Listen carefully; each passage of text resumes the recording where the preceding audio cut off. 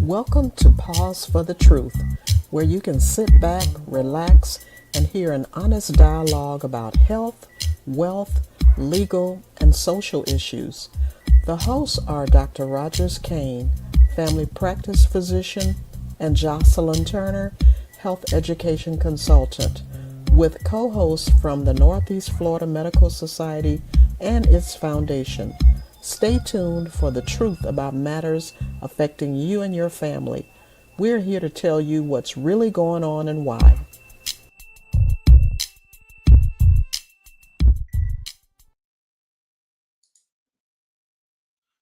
Good evening. I'm not sure. Tyrone, can you hear me? Yes, I can. What's going Oh, on, okay. Dr. Kane? Ain't much. For some reason, I had the volume turned down, but good evening, everyone. We're back this week with another Pause for the Truth topic. Um, Tyrone, I, I'm pretty sure where you were, the weather was like where I was at, and that is nice, clear, pretty decent temperature. A little on the cool side for South Floridians, but North Floridians, we can deal with it. Yeah, I was in Alabama, so it was a little bit colder. It was in the 50s, but you know what? I learned a long time ago to never complain about the weather. My Right. grandfather once told me he never met a man that complained about the weather and make the weather change. So why complain? Not a lick, unless he went underground somewhere. Well, we're still waiting on the two guests that we had. Our topic today, we were looking to do a topic, truth be told, looking to do a topic on um, making decisions on how to how to handle these baby boomers. I'm a baby boomer, I have to admit, even though I'm a little bit on the later side of the baby boomers. But they were baby boomers with it being such a large portion of society are beginning to retire. Some of them have retired, but they're also what we're beginning to see is a whole lot of problems with as it relates to caregiving. Now, the caregiving may be necessary because that baby boomer, whomever it may have suffered from a stroke, may have suffered um, um, from dementia, or have some other chronic medical illness. And a lot of times you have the baby, and that's we talk about baby boomers, but we have their babies, i.e., their children.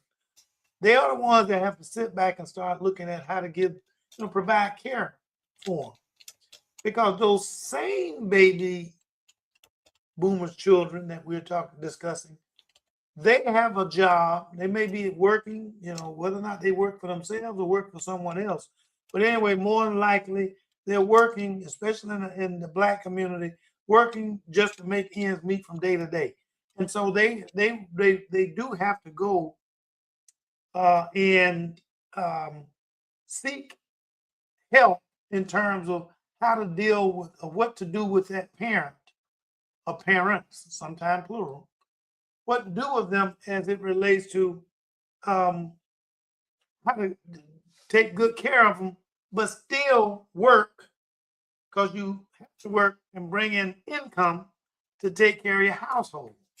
So, you may be looking at a 70-year-old parent, but then the caregiving individual may be 35 or 40, somewhere, whatever that range is, somewhere in that range. And they working for some local bank, but they got to be to work at 8 o'clock. Mom or dad or both are both still at home, and they can't do the day-to-day living requirement, a living. They can't do the day-to-day functions that a person needs to take care of their themselves. Manage their finances, um, taking their medications for those who are on med, taking their medications on time. Especially with diabetes being an issue, high blood pressure being an issue. So a lot of times they have quite a bit of medication that need to take care of. And so what we were looking to do in this particular podcast is try to help families make a decision, or what do they begin to make decisions as to caregiving for their parent, their loved one. Absolutely, absolutely. It's a difficult, very, very, I see it every day as a primary care physician. I think most people know that that's what I do. I see it every day in one form of fashion, whether or not it's because you got the, like when I mentioned before, that youngster, you know, if the parent is lucky, and maybe I can say the youngster as well, they're lucky that youngster is only having to take care of themselves, and then can help with parenting, okay, obligations in terms of what to do for their parents. You know, there's an old saying that come out the Black community: once an adult, twice a child. Okay, and it's very, very prophetic in terms of what they're saying. That you have to be taken care of on the very early end of life as a young kid, you know, until you get to whatever age you can take care of yourself, and then at the other end of life where you don't have the physical and a lot of times mental capabilities of taking care of yourself for one reason or the other. Ms. Turner, I see you here. Oops. Good Ms. evening. Turner, you here? Yes. Good evening. Good evening. Yeah. I think what you're saying, Dr. Kane, the truth is, you know, the changes in medicine and science has led us to our parents and grandparents living a lot longer. Yes. At the same time, we have the community, what we used to call the village, has broken down and dispersed. Folks are living further and further away from home. And then you have the disperse in medicine and economics that makes all these things come together in a chaotic end when it comes to making a decision on how to best take care of loved ones when they reach that age and time when they can't take care of themselves. Exactly. So Yeah. I understand exactly what you're saying, Doc. And you were very poignant in what you had to say, in that sometimes what we wind up doing, we find those relatives and what we need to do for them, but we start wondering, you know, there's a lot of things that's associated with how to handle or what to do with those relatives, whether it's mom, dad, sister, aunt, you know, cousin, whomever it may be. So there's a lot they have to handle and to deal with. But one of them that really that hits home and can really cause you to have a whole lot of, I guess. Dr. Kane, why are we only seeing your ear and not your face? Oh, sorry about that. A whole lot of, I just got used to leaning forward. Well, come on, Jonathan. He was showing the best part of himself. the earpiece right there. Anyway, here's the bottom line. When do you make a decision? Or how do you make a decision? And what decisions do you make in terms of taking care of your loved ones? And at what point do you recognize you need to take care of those loved ones, but you don't have the capability of doing it for yourself? I guess by yourself. I'm sorry, not for yourself, but by yourself. Well, like with most things, first of all, Dr. Kane, let's not go any further without reintroducing or bringing on, let everyone know that Miss Jocelyn Turner is on the show with us. She is the co-host that normally steers the ship as we go down this here journey. This is episode 207, and trust me when I tell you, we could not have done it without her, especially when all we can see is an ear from Dr. Kane. Okay, so how are you doing today, Miss Jocelyn? I'm doing just good, but I just realized something. I'm going to apologize to you all as well as our guests. I left off some very key information how to log on to the podcast. No. Okay. So Dr. Kane, you may want to. I'm sorry? You sent it to the people that are a person. I sent it to the person that I was in contact with. You'll have to do the other one. I took care of that. Okay.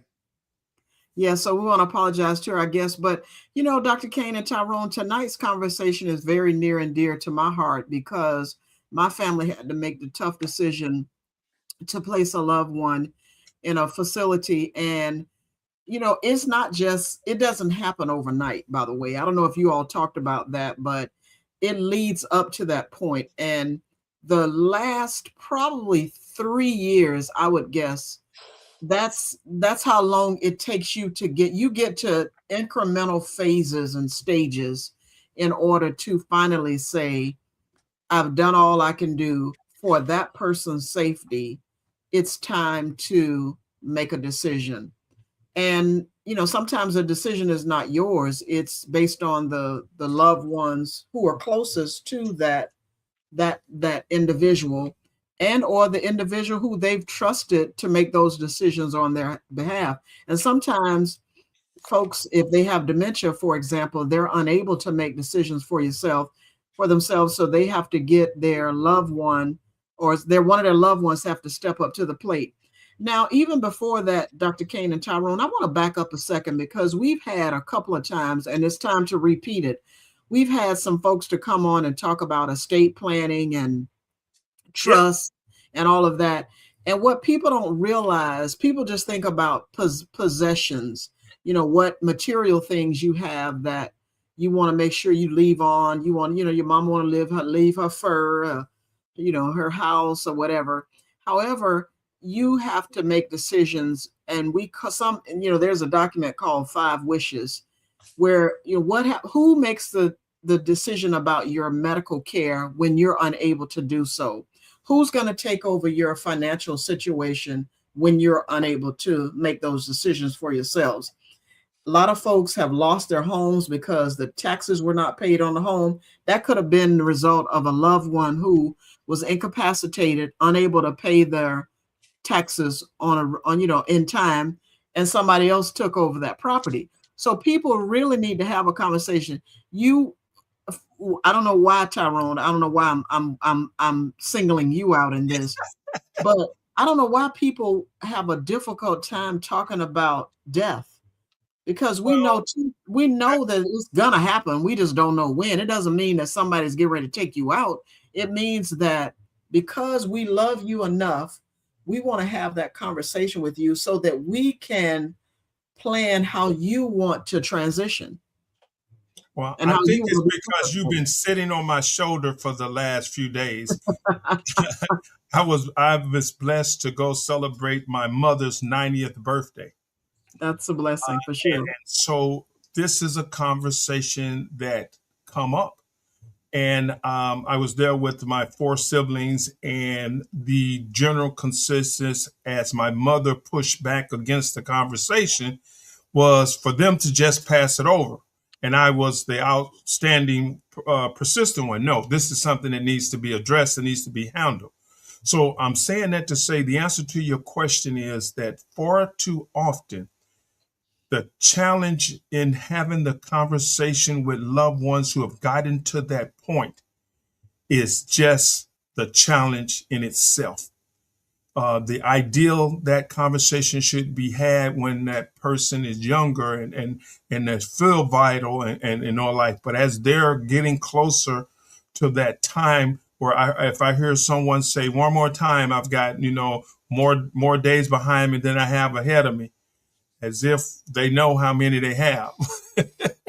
Exactly. So that is the quintessential challenge. And what you're talking about is at some point, a decision needs to be made about the quality of life. What quality of life do we want them to have? Yeah. Well, hello there. How you doing, Joel? Oh, good. How are you guys? We're doing good, man. You came in at the right time. We needed someone to give some expert insight onto this here subject, this topic. And you popped in there. I tell you, that is exactly what Miss Jocelyn had planned. Well, Joel already gave me a disclaimer that his wife knows this topic much better than he does. But I'm not throwing you under the bus, Joel. I'm just telling you what you said. We really appreciate your coming on, and I apologize. I already told our audience. Silly me sent you everything but how to log on. Like, really, that was very smart of me. So I apologize for that, and thank you for fitting us into your busy schedule. How are you doing this evening, by the way? I'm doing great. I'm doing great. Just ate some supper, so All I'm righty. good So we'll now. delve into it. Joel, what we were talking about is, we backed up like before. As we age, we need to have a conversation with one another about what do we want if something and it's not even older people, by the way. Dr. Kane, you know that as a physician, you've seen folks who've had younger folks in their lives, something debilitating happened, and the family members had to take over that their loved one's care. So people really need, and now that you're planning for the holidays, you really need to have those conversations. Say, look, folks, we already know that at some point we're going to die, right? Not to be morbid, but we should start having the conversation. If something happens to me, I want you to be the one, but you have to formalize it. It can't just be a conversation. You've got to make it formal. You can do the 5 wishes, go on 5, Google 5 wishes, and you'll see it in terms of making decisions about your care. So Let me elaborate a little bit on that. Okay. That is, you were absolutely correct. It's not necessarily that you got to be old when you need to know what to do. Okay. I have younger folks whom live with a girlfriend but they've had a stroke and they're up under these orders for caregivers in terms of what to do next. Do I turn off life support? Do I keep it on? Whatever it may be. And that's a part of that whole 5 wishes that you had a discussion about. The other part winds up being that,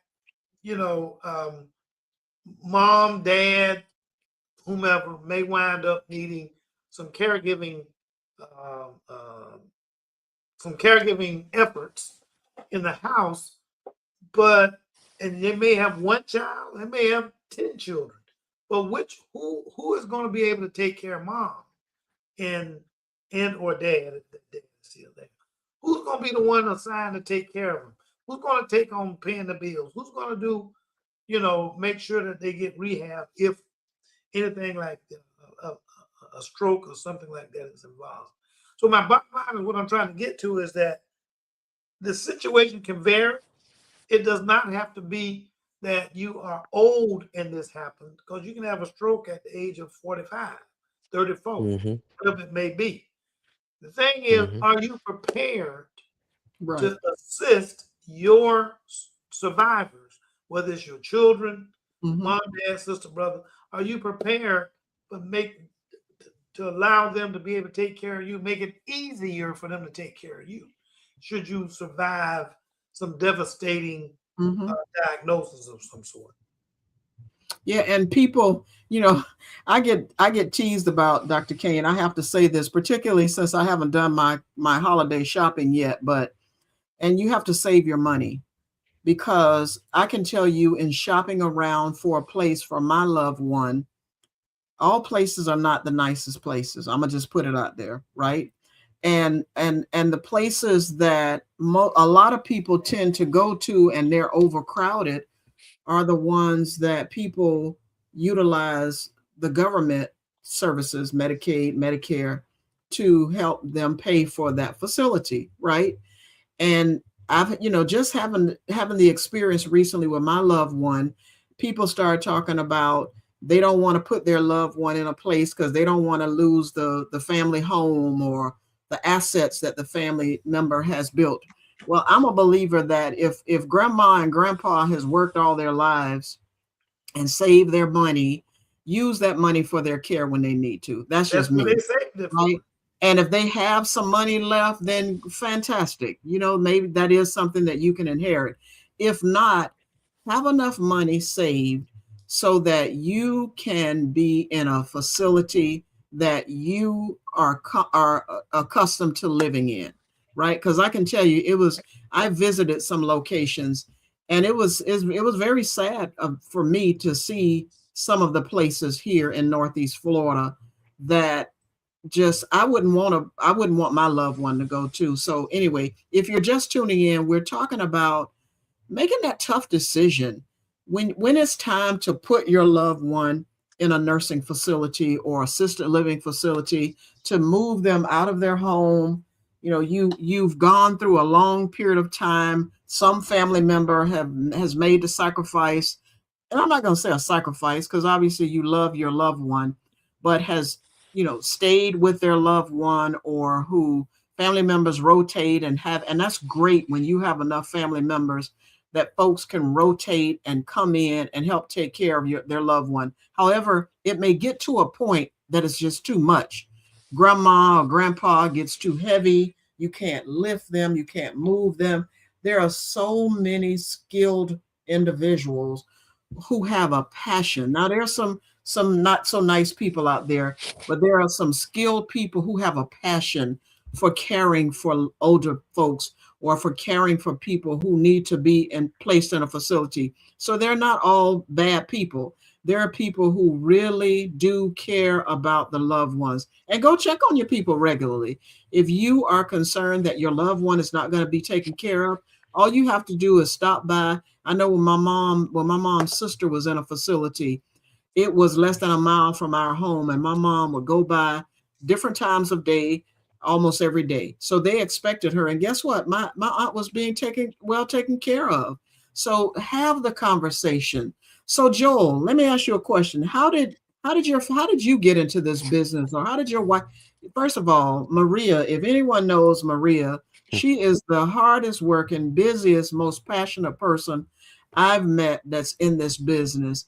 How did you all get into this business? And it was a result of a family member, or just something that Maria has a passion for?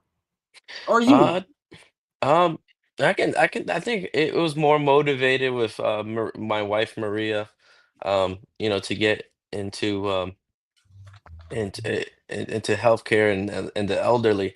But I can give you guys a quick story of Maria, because I've been married to her 17 years, so I've been with Mhm. her. She started as a PTA, a physical therapist assistant, in life care in Orlando, and that's when I met her. And I think there started the growing of taking care of elderly. She would give a lot of the physical therapy to them at life care. I think she did that for about 5 years. Then later on, she went to school. She studied for she got a bachelor's in healthcare administration. And when we moved to Jacksonville because of me, she went for she started she got a job with Brooks as a director of rehab. There was one I think it was St. Vincent, but she started there as a director, and people saw her talent. Um, her her number one um, her number one motive is always quality care to the patient, and people saw that, and people saw the way her ethics and the way she worked. Doctors noticed that at Brooks, and then she went in and applied for nursing home administrator for Brooks Rehab when they opened up in Bartram Crossing, the one off of 95 here. Yep. She got the job for nursing home administrator. I think she did that about 10 years. She also was overseeing the memory care uh, facility that they have for Alzheimer's. Also, they have I think a skilled nursing area as well. But she really took off when in those 10 years, in Brooks. Um, and again, her people saw her passion for the patients, the care of the residents, the care of the patient comes first. And I mean, I can really vouch for that. And I and can too. I can too, Joel. She is very passionate, and I like people who are in this business who you can tell is not about the business. It's about their real passion and caring for people. And that's why I'd like to reiterate to people. I know it's a tough decision to put your loved one in a place mhm, in a facility. mhm, However, shop around, that's right. visit, Mhm, and have a conversation. You can tell people who are passion about it versus people is just Yeah. a job. I Oh, really yeah. believe that it should be about a passion and not just about a job. Obviously, people need a job, but there are some jobs I just think that you have to have a passion. Welcome. She has a whole government name, Alice Maria Griffin. How you doing, Miss Griffin? Welcome. Doing well. It's so nice to meet you, even personally, Mrs. Turner. I have really been watching you for a while, so it's nice to be on. Thank you. Welcome. We were talking with Joel. As you can see in the background, if Joel leaned to his left, probably you can see Joel is with Brighter Days Senior Living, and he's here pinch hitting for his wife Maria, another Maria, who couldn't be on. Hopefully, she'll be able to join us before we get off. But again, if you're just tuning in to our audience, thank you as always for tuning in. And Ms. we're Turner, Tyrone, do you have a mid-show message? Well, yes, I do. Okay, before you get there, though, let me just go back, peel back just a little bit. Ms. Turner, you begin to discuss it just before Ms. Griffin got on. What we want to do is when we come back from that mid-show moment, we want to kind of look at the what is it? How do we make decisions as to do we need to place our loved one in a facility? Okay. And, what help determines do we need to place them in a facility? Who's involved in that in terms of either you guys' experiences or in your case, Joel, where you're, I know you're saying you represent your wife. In your case, once that individual contacts your facility, what is involved in making determination and decisions as to how to move forward with that individual, or should they move forward with that individual in terms of them having some housing outside of their own private residence and or involvement with facilities that can help with the caregiving for that loved one that you need sometimes some additional help. That makes any sense. Well, I tell you, Miss Johnson, I said earlier that you were sitting on my shoulder, but I think I couldn't have asked for a greater lead up to the mid-show minute. So let's go Welcome to Pause for the Truth Mid-Show Minute. Today is December 16, 2025. This is episode 207. The title, The Hardest Choice, Reimagining Care for Our Elders in a Changing World. Let me be honest. The hardest conversation at the kitchen table isn't about politics or money. It's about mom or grandpa. It's whether they can stay at home or whether it's time for long-term care. And it hurts. It can feel like betrayal. To understand why, I have to bridge the past to the present. In the 1920s, life expectancy in America was age 54. Families lived on the same block, sometimes under the same roof. The village was real. When an elder got sick, everyone pitched in, and the toughest care often didn't last decades. Fast forward to today, we're living close to 80. Modern medicine keeps bodies going, but dementia, mobility issues, and complex care need 24/7 attention. Meanwhile, families are scattered, different states, different shifts, multiple jobs. We updated our lives, but not our expectations. And we carry guilt for not giving 1920s care in a 2025 world. Now, there's a special weight on Black families. We take care of our own. That mantra is history talking. During Jim Crow, quality facilities shut their doors to Black elders. Families had to care at home. It built pride, resilience, and a legacy. Add justified distrust of the medical system from Tuskegee to unequal treatment today. For many, handing over a parent feels like handing them to a system that hasn't always valued Black lives. Then there's the wealth gap. The best options can be priced out, so families feel cornered. Keep mama home, fear institutions, and face crushing costs. But here's the bridge to now. The options are changing. The old warehouse model, it's fading. Person-centered communities are rising.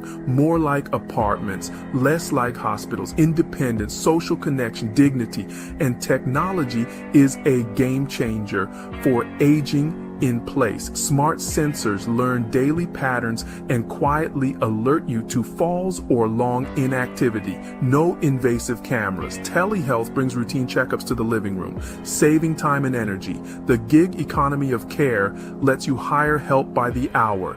Gig hiring app, bathing, meal prep, meds, so family can be the heart, pros can be the hands. So how do I move from guilt to advocacy? I remind myself, changing where someone lives does not change how much I love them. Sometimes the most loving act is stepping back from nurse, cook, and night shift orderly so I can be daughter, son, spouse.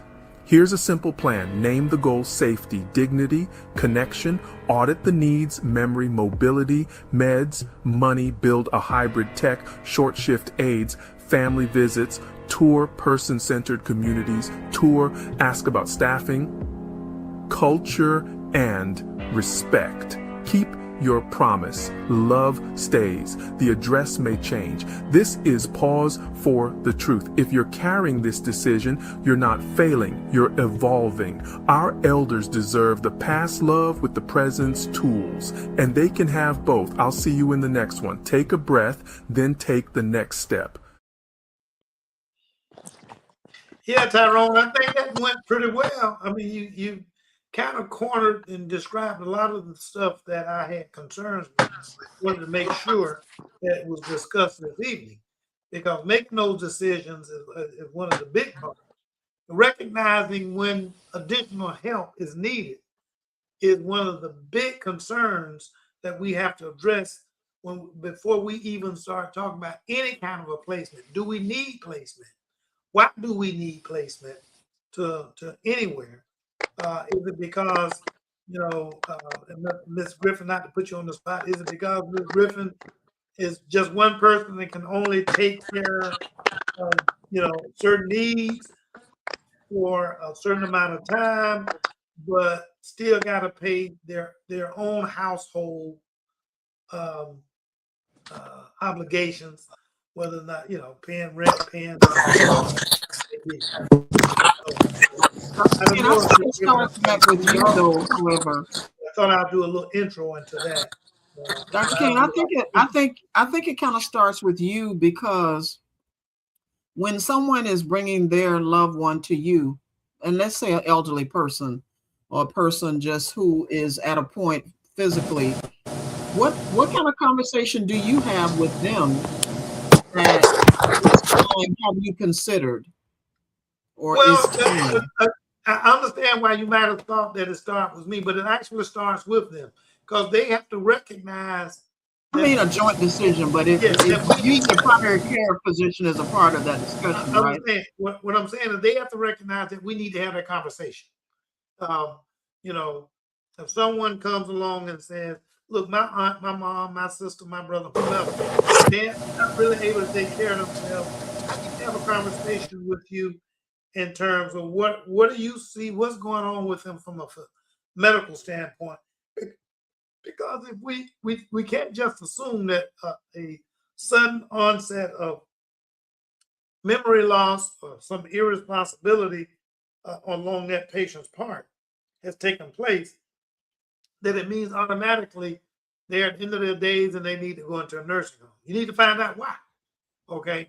But we have to depend on the family members to bring that to us.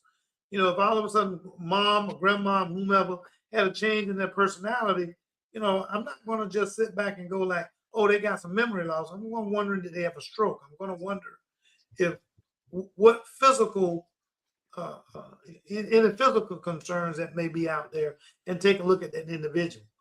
And then I got to look at the entirety of the support network for the individual in question. So if it's mom, I got to look at the support network for mom. Sometimes it may be only one person that's doing all the work for mom on behalf of mom, housing mom, paying mom's bill, whether it's mom, dad, sister, brother, you guys understand it. But what brought them to me in terms of what their concerns are as for taking care of their parents or loved ones, whichever way you want to go.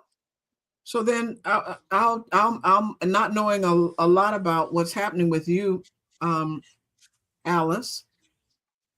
If you don't mind sharing with our audience, and you share what you want, so no one would know what you're saying, if it's true, and if it's about somebody else and not you, is why is the decision to place a loved one in a facility so emotionally difficult for families? I think because it feels like abandonment in the sense of the person that you care for, that you love. It seems as if you're abandoning them as a person when they could have been there for you in the past. Most facilities that you visit or that you just happen to hear about, they don't seem to have, I guess, the best records of keeping people safe and keeping people clean, etc. But to leave someone with a caregiver 24/7 is not the same as like a daycare, because you pick them back up. So to leave them under the care of someone that has a history of not taking care of them, it just comes off to me as you are abandoning a loved one. So do you feel that, how, and I don't know, Dr. Kane, if this is you or if Alice or Joel can answer this question, how do people distinguish when they need just taking their loved one to an adult daycare facility, for example, versus actually placing them in a facility to be there every day? Is it because it just becomes overwhelming to the family and they just can't, they need more, they're noticing that they need more care? And, I don't know. Anybody want to chime in? If I had to guess, I know guess. I actually see it quite a bit. Miss Griffin and Joel, you guys can come in on this. A lot of times, what are they capable of being able to do for themselves, and when they're the only ones around to do for themselves?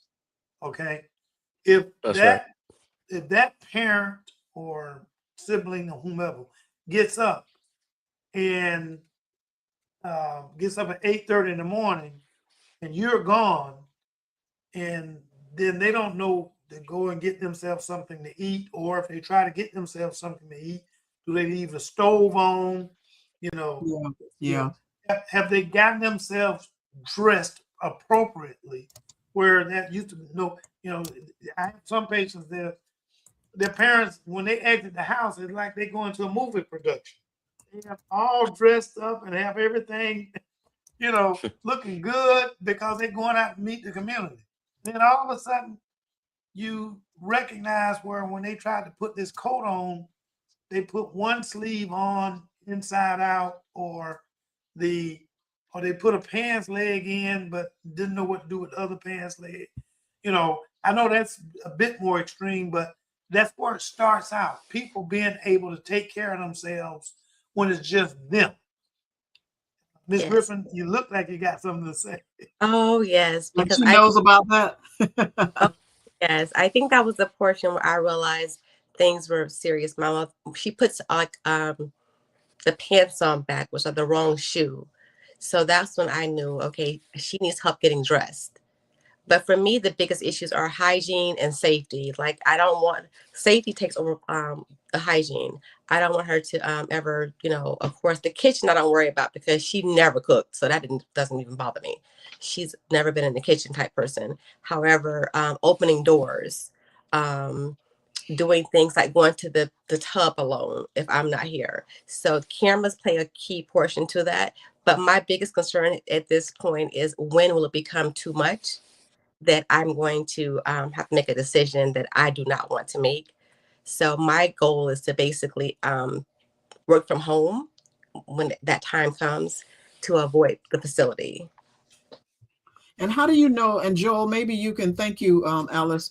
Joel, what's the difference between, and Tyrone's been posting it, what's the difference between a nursing facility, nursing home, or long-term care facility versus assisted living facility? I know the way I look at them as assisted living, you're not as dependent and maybe not as sickly. I don't know if that's the scientific way to describe the difference between a long-term care facility or a nursing facility versus a assisted living facility.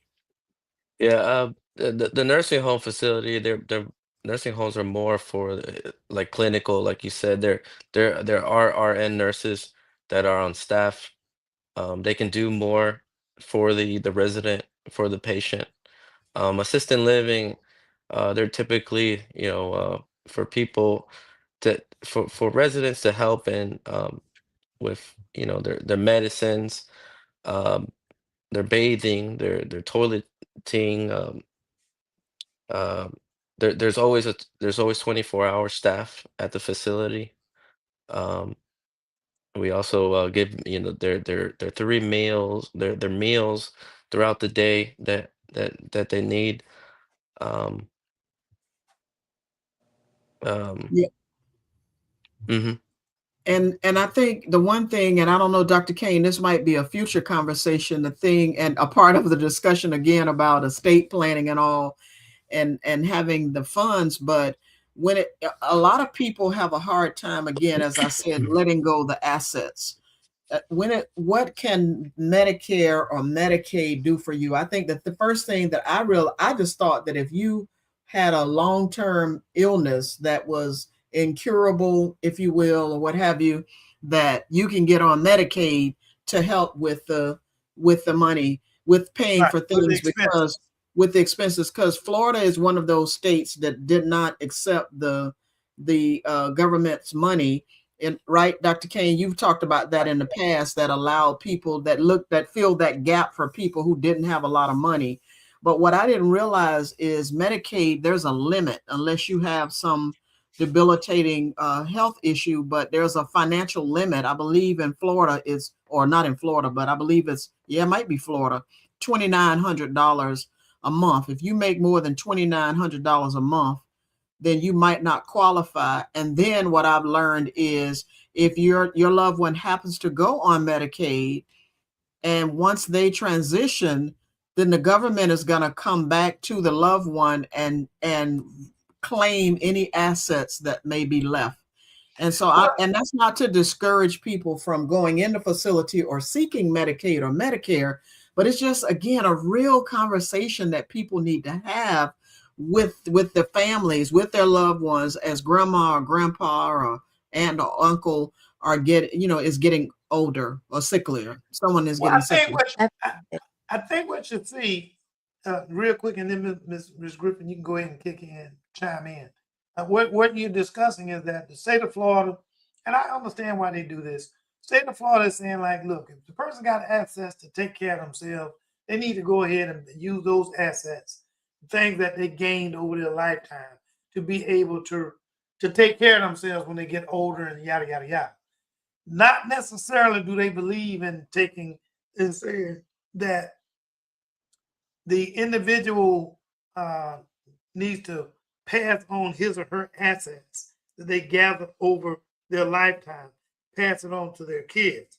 Because then that means if they're able to pay for their own care, but yet we put it off on Medicaid, and then when that person has expired, those obligations, those bills, the money spent on the caregiving for that patient in their last days, even though they could have paid for it themselves, falls back on Medicare. Medicare is saying, no, if they can do it for themselves, we'll take care of it up front, because we got to take care of the individual. But whatever their estate, whatever the monies that they have after their departure from this transition from here, that needs to go back to paying the taxpayers their monies back. That's kind of like what they're saying. Wow. My input was, of course, with that sometimes when they have assets, even though it's not monetary, it's seen as they have, something that should contribute. But my biggest thing with this is to have the conversation before we get here. Yeah. Exactly. Our community, a lot of it is people assume that when things happen, that people will take over and do the right thing, but it doesn't always happen that way. So my to make sure that I spread the word of have the conversation before you get to where I am. Yeah, and also, go ahead. I think that also speaks to the question you had, Ms. Jocelyn, of the difference between the nursing homes and assisted living facilities. Proactive care. I have quite a few customers, as Dr. Kane has said many times. He has an aging customer base, so do I. And I have witnessed the difference in them moving from living on their own to moving into assisted living facilities. Being around others, the community is built, and being able to share in duties, responsibility, and the interaction. One of the biggest things that happens when our loved ones and elders get older is the isolation. yes. They're at home. They spend a great deal of time on their own. And it has always been proven through science that social science talk about it all the time. The interaction between individuals builds a stronger sense of confidence, self, and people just live longer under those circumstances. Yeah, no, in Jacksonville, we have a large senior community centers almost in every neighborhood in Jacksonville. Now, what activities they have there, it varies, right? They base it based on the people who attend there, how active those individuals are. But the point that Tyrone just made, which is a good one, don't let grandma or grandpa sit home all day and do nothing and wait for you to come home. Place them in. Sometimes, if they have some health issues, they, as Alice talked about, they can go to adult daycare. I think it was Alice who mentioned go to adult daycare while you're at work. And then you pick them up almost like with your child. You pick them up on your way home. And then that way they've had an outlet. And just like people used to say about their children, they may be so tired from being at daycare that only thing they want to do is take a bath, get some dinner, and go to sleep. And so you have your time. But when you have to make the decision, when you get to that point of making the decision, it's time for me to make a decision where I will place my loved one. Dr. Kane, I was going somewhere. I want to make sure we go over the ADLs. Let me back up. I want to make sure we go over when is the adult. I was going there. I was going there. Oh, okay. All right. So when you have to make a decision of what type of facility to put your loved one in, is it a skilled nursing facility where they need, as Joel mentioned, around the clock nursing care? There are nurses around the clock on duty to help your loved one with every aspect of their care. Or can they go in an assisted living facility where that individual has some level of independence and can take care of themselves, and therefore there doesn't have to be a whole staff of nurses, for example, around to help take care of your loved one. The point that we're trying to make from this discussion is do your homework. There are people who are out there that can help you learn how to make those decisions. But I want to bring up one thing, and I don't know, Dr. Kane, again, as I said, I'm kind of making, and Alice, I don't know if you've made a decision or had to have this conversation with your relatives, or Joel, if you've been a part of this, but what happens when you have a loved one who the family wants them to go in and they're refusing to go? Right? Because that's the case with one of my friends. Their relative is a lawyer, and they have dementia. And so trying to navigate the system to get their loved one placed is tough, folks. If I can't impress upon you enough, have the conversations with your loved one, as Alice said. Don't wait until it's time and you Well, have to make the decision for them. Definitely. it may be About the memory care. decision is complicated. What'd you say, All Alice? right, go ahead. I apologize. Maria, go ahead. Yes, because we've talked about facilities, but how do the memory care centers, where do they fall under with the care of loved ones? Because I know it's been recommended for me to place my mom in a memory care center, but how does that differentiate from a nursing home or assisted living? Well, here's the bottom line. When you start looking at the what to place a patient at, they use the determinants of adult living, the ADLs, the difficulty of activities of daily living, okay, the ADLs. And if you have a loved one who can get up in the morning, they cook themselves breakfast, blah blah blah blah, they do everything they need to do. Maybe you have a few deficiencies here and there in that, maybe don't lock the front door or something not major, but maybe not lock the front door. They stand outside and just sit on the porch or something, but they still can do all the things that they basically need to take care of themselves, like bathing, dressing, toiletries, eating, getting in and out of bed, going from a chair to a bed and bed to a chair, all that kind of stuff. If they're able to do that, then they're probably more suitable for the adult living facilities, because there's just kind of someone allowing them to have their own independence, but a little bit of oversight in terms of assisting them with some routine stuff that might be a little bit more difficult for them to do than it was, a few years back. Then you turn around, you have those individuals who, like what Ms. Griffin described earlier, whom on the other end of the spectrum, whom put the pants on backwards, can't get dressed, get up out of bed and just try to figure out what to do next because they don't know. They need someone to help them to matriculate through their day in terms of feeding and clothing and everything else. And those are the ones who probably need to be more in a nursing home. So, and then somewhere in between those two is where we see a lot of patients fall. Not quite yet ready for a nursing home, but then do we need to put them in an adult living facility where they have oversight to their daily operations and their daily functions? Okay, Joe, go ahead, Joel. Yeah, in the assisted living facilities, they can assist with even eating. If you have a resident that needs assistance with eating, the assisted living can do that, can provide that. Moving out of the bed, to go to the bathroom.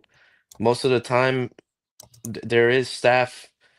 I can see that our residents, most of them, not most of them, but some of them, there needs to be a staff, when to help them bathing, make sure that um brushing their teeth, making their hair, getting their hair done.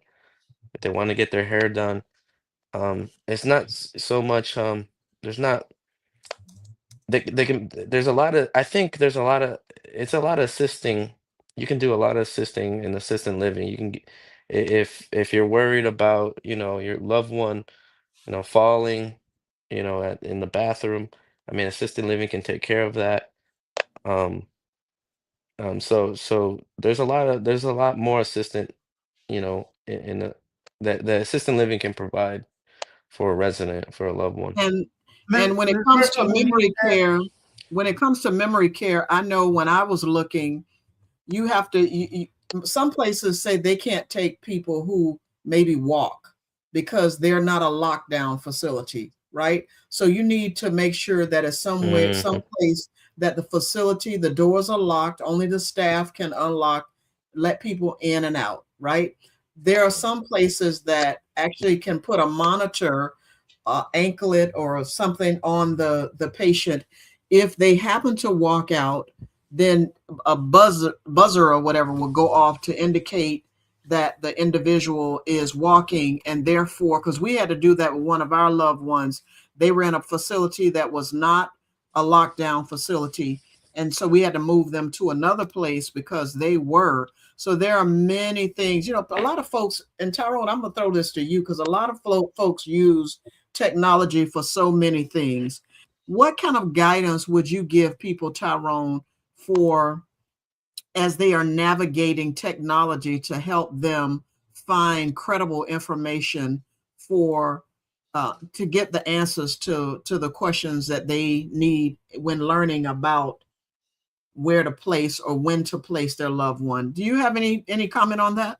Yeah, I'm going to start by kind of piggybacking on what Ms. Griffin said. She had mentioned earlier cameras. So at a point where your loved one you're starting to see questionable actions and activities, that's the time when you want to look into cameras. Because if you're not there all day, you don't know how regular that activity is. Camera gives you a more realistic view of the life experience that person is having as they're alone. Now, medical technology continues to grow. One of the things that we know for loved ones who are aging is cognitive ability, not even that it has to be in the point of dementia, but just the ability to recall with consistency. Well, here is where medical technology comes to an advantage for us. Not only does it allow the individual to monitor, it allows loved ones to monitor as well.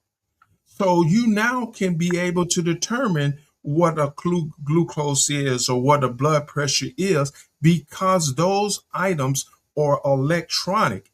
And when you go electronic, you then get a triggering mechanism. A notification is sent to not only the loved one, but others to let them know that this is something that needs to be attended to. And the greater the information you have when you're monitoring the status of a loved one, the better the overall care. The true beauty of the process of electronics and technology is to monitor early so that you make sure you're getting the proper care. With the proper care, you lessen the severity of what that person is going through, which then improves that person's quality of life. Well, I look at there's a lot of technology that's been making changes. I remember the days when they were saying, I fall and I can't get up, and you just have your little thing wearing around your neck. Just opposed to these days, they got the ring. You can wear your little ring on your finger. You can wear a bracelet to help monitor that. But I want to get back to something, Ms. Griffin, you asked, and you asked about a memory center. Is that correct? And what the clear purpose of the memory centers are. I think that's what you're asking. And one of the things I will say about the memory center is that, and okay, there's a great chart here right now, but it provides, specialized support for dementia and related memory loss and cognitive decline, managing especially Alzheimer's, since it's the number one cause of dementia. But there are also other related dimensions. And, you try to support the patients and the caregiver over time, because this is, as you're aware, and I'm not telling you anything you don't already know and you're experiencing on a daily basis. Every day is a challenge when you have to try to deal with the patients that have dementia in terms of trying to take care of them. You can't really plan on some things and hope that they continue. The plan will go to as you planned, will be okay. However, the cost for those daycare centers can become very expensive. But then if you don't have any additional family support, which we hadn't even talked about, the caregiver and the family support needed, if you don't have those guys available, then, it may be very difficult of taking care of your parents or loved one and not have a sense of abandonment. But if you're taking a nursing home because you got to go to work just so you can eat yourself and pay bills and yada yada yada, then you have that sense of abandonment that Ms. Griffin mentioned earlier. And Ms. Johnson, you had asked a question, what are the paths or what can be done when we have a loved one who is apparent that they need to be in one of these types of facilities that we talked about, but they refuse to go. And in experience with our family, we have had to take that entire situation to court to gain guardianship, to be able to legally make the decision for them, even though that decision was against their wishes. And you go through the court, you lay out a series of things that have happened, which makes you feel confident that this person is not acting on their own best behalf, and then being granted that by a judge then gives you the ability to move forward with seeking the appropriate facility for your loved one. That's so true. Well, guess what, folks? We want to respect our guests. We're past the hour. I know there's probably a lot we didn't talk about, but we, again, and as Dr. Kane always says, we could do a 2-hour show. And I'm like, no, Dr. Kane, 1 hour at a time. But it's definitely a conversation that we are going to have again. This, at the end of every hour, we like to give our guests an opportunity to just say their final thoughts. If there's something you wanted to mention, go ahead and do it. You can do a shameful plug, Joel, if you want to, for your business, or just anything that you wanted to say that we did not mention. Now is the time as we wrap up the show. And thank you again for joining us. Take it away, Joel. Oh, you're welcome. Thank you for inviting me. I just want to say, I just want to point out that also our assisted living, especially ours, we also do provide respite care. If you need, if you need somewhere temporary for your loved one to go, we do respite care. And just go out, visit us. If you have any questions, you can come. We have a website. Here's the phone number, brighterdayseniorliving.com. And just stop by for a tour. And if you got any questions, and check us out. We're in Riverside, Jacksonville, Florida. Thank you all for all this, and thank you for inviting me. Thank you, Joel. I'll be- Alice, I'm sorry, Joel. I didn't mean to cut you off. Alice, No, that's okay. what are your final thoughts? Oh, you're on mute, Alice. Oh, sorry. Go ahead. You're back. You're back. Is that better? Yeah. Yes. Okay, it's the same, to just have the conversation before it gets to this level. Even if you're in great health, I'm the youngest caregiver in my group that I've joined.